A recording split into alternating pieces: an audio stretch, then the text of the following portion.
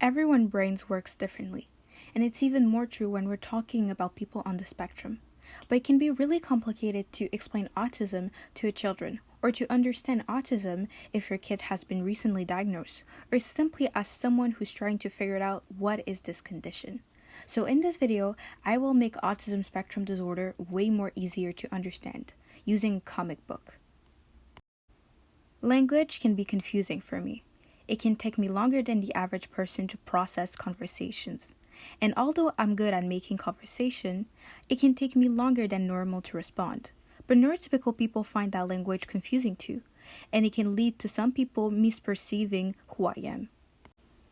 One of the main characteristics of ASD is communication problems, including difficulties in normal back and forth conversation, reduced sharing of interest or emotion, challenge in understanding or responding to social cues such as eye contact, facial expression, deficit in developing and maintaining an understanding relationship that can be presented in having a hard time making friends. A lot of people with ASD feel lonely and have a hard time engaging conversation and maintaining stable relationship. This is why ASD can also in women be misdiagnosed with BPD. That is a personality disorder where people have trouble maintaining stable relationship.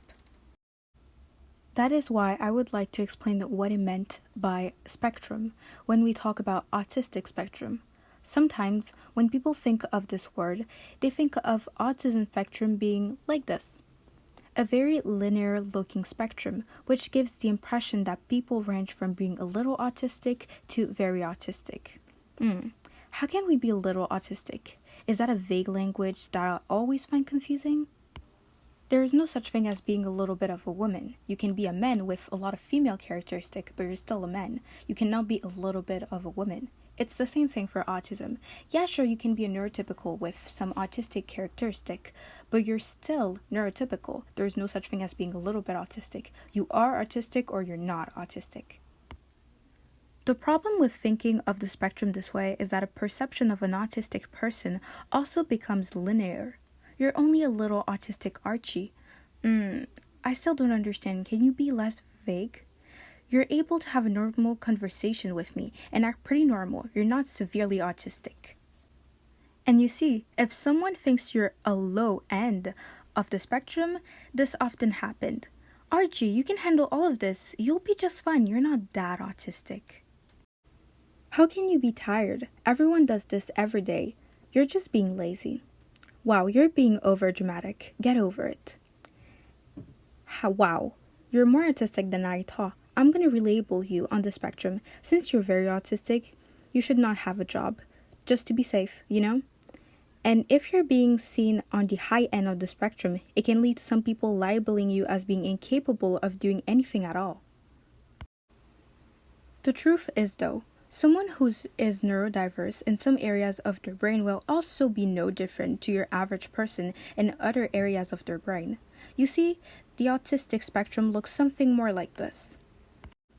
The spectrum consists of many different traits, or way which the brain processes information. Some traits create difficulties in everyday life, hence being diagnosed, but also many traits are useful in everyday life.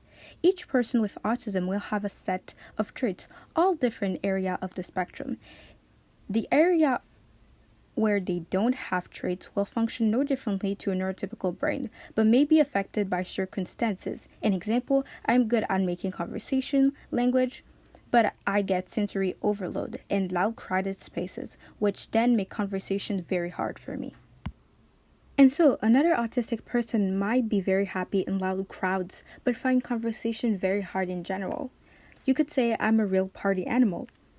You can see with the spectrum that not every autistic person has savant skills, or that someone who can communicate verbally might still understand what you're saying but need to communicate in a different way, such as sign language.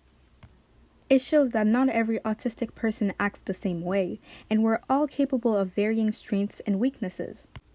One of the biggest misconceptions we can see about autism is the black and white thinking people have of it. They rather see autistic people as those savant who have amazing brain and who are capable of doing things that most people cannot do, or in the other way, they see them as people incapable of doing anything and have a hard time seeing the shade of gray.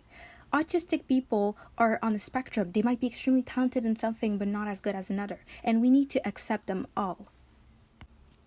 Sometimes, if someone is diagnosed as being on the spectrum and inform another person of this, it's so they can get some understanding and respect for the things they're unable to do, but also they can cooperate with the world around them so they can be the best in the thing they can do.